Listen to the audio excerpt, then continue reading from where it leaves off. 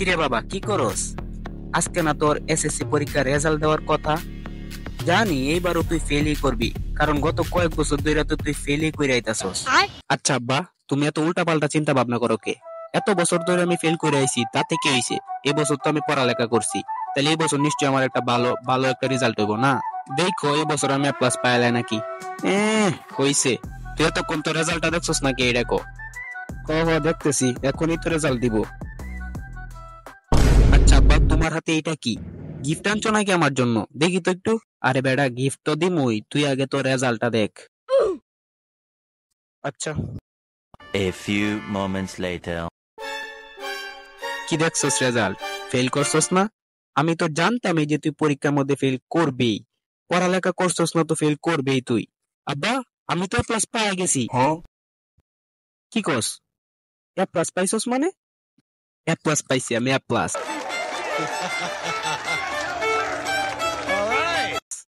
তোমার বিশ্বাস হইতেছে না? এই দেখো আমি A+ পাইছি। কি কস দেখি তো? সত্যি তো তুই A+ পাইছস? কইছিলাম না আমি A+ পামু, এখন A+ পায় দেখাইলাম তো। দেও আমার গিফটটা দেও আগে, দেখি গিফট কি দিছো। আরে আর কতক্ষণ তোমার কাছে রাখবা? আমার গিফট আমারে দেও।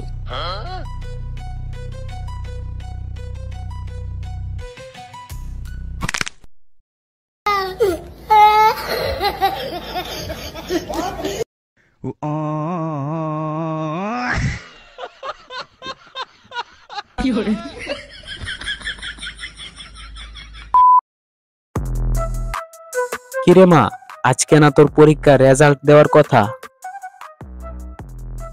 হ্যাঁ, আজকে তো আমার রেজাল্ট দেওয়ার কথাই, তো দেখি কি হয়। আমার তো মনে হয় আমি গোল্ডেন A+ পাবো, কারণ আমি যে পরিমাণে কষ্ট করছি, দিনরাত পড়ালেখা করছি তো। হ্যাঁ, আমি জানি তো আমার মেয়ের যে ট্যালেন্ট, মানে তোমার যে এত ট্যালেন্ট, তুমি তো গোল্ডেন A+ না 100-তে 100ই পাইবা। তার চাইতে বেশিও পাইতে পারে হয়তো, মানে তোমার অনেক ট্যালেন্ট তো। তো দেখো তোমার রেজাল্টটা দেখো তাড়াতাড়ি। হ্যাঁ দেখতেছি, এখনই দেখতেছি, এই তো মনে হয় আইসা গেছে। ওয়াও! বাবা, আমি তো ফেল করে ফেলছি। ফেল করছো মানে? এই কোথায় যাচ্ছ? এই দাঁড়া। शाबाश बेटा, बहुत बढ़िया मुन्ना। না রে মা, মন খারাপ করিস না রে। তুই ফেল করছস তাতে কি হইছে? ফেল তো মানুষ করেই, এটা কোনো ব্যাপার নাকি? তুই এভাবে কাঁদছিস কেন আমাকে একটু বুঝিয়ে বলতো।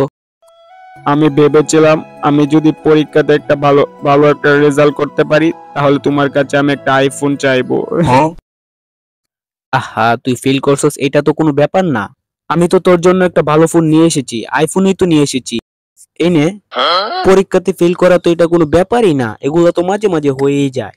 কত কত ব্রিলিয়েন্ট ছাত্ররাও ফেল করে ফেলে।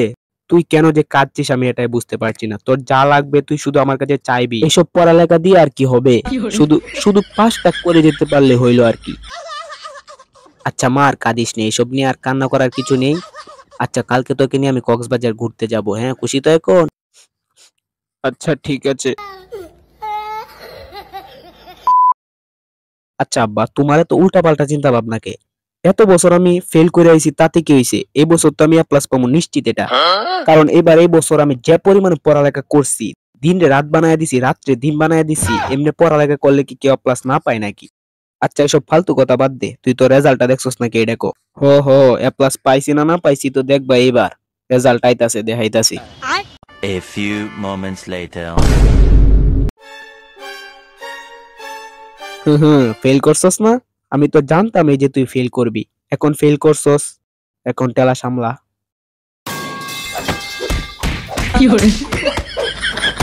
A few moments later. কিরে, তুই এনে বইসা কাঁদতাছস কে? আমি তো ভেবেছিলাম যে আমি যদি পরীক্ষাতে ভালো একটা রেজাল্ট করতে পারি, তোমার কাছে একটা R15 বাইক চাইবো। शाबाश बेटा। কি বাইক? আরে তুই পরীক্ষাতে ফেল করছস না, এখন তো এইসব চিন্তা ভাবনা মাথায় আসবেই।